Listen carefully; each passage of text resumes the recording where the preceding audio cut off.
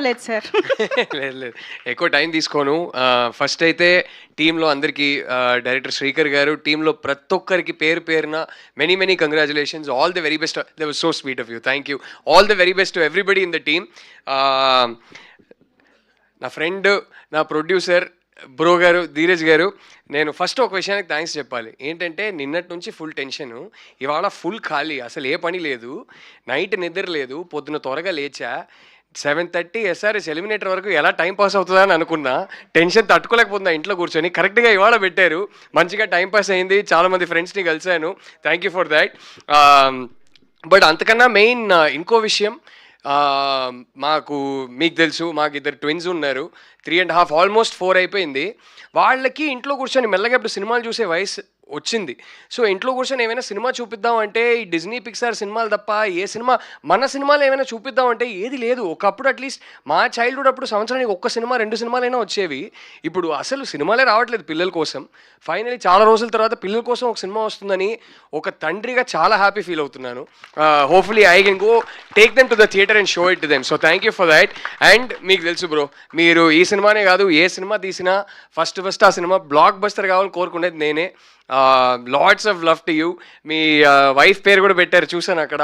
మీ ఇద్దరికి పెద్ద block buster కావాలని కోరుకుంటున్నా. And hats off to you for producing this. ఇంతకన్నా టైం తీసుకోను. మీ అందరికీ thank you so much for coming. ఈ సినిమాని దయచేసి ప్రమోట్ చేయండి.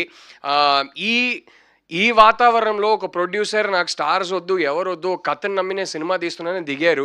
ఆయన్ని సపోర్ట్ చేసే బాధ్యత మన అందరిది. సో దయచేసి మీరందరూ సపోర్ట్ చేయండి, ఆడియన్స్ వరకు ఈ సినిమాని తీసుకెళ్ళండి. That is my humble request to you. And summer holiday special ఏంటంటే, యాక్చువల్లీ మాది, నేను ఆల్మోస్ట్ టీనేజ్ వచ్చినప్పటి వరకు జాయింట్ ఫ్యామిలీ అనమాట. So my grand parents used to live with me. So నేను ఎక్కువ పెద్దమ్మ ఇంటికి వెళ్ళేవాడిని జంషెడ్పూర్కి. కానీ అదంతా కాదు, 6th స్టాండర్డో 7th స్టాండర్డో నాకు గుర్తులేదు, ఫస్ట్ క్లాస్లో ఒక అమ్మాయి మీద క్రష్ వచ్చింది. అప్పుడు సడన్గా సమ్మర్ హాలిడేస్ అంటే నరకం. 2 months అమ్మాయిని చూడలేనా, అసలు ఇదేంట్రా బాధ.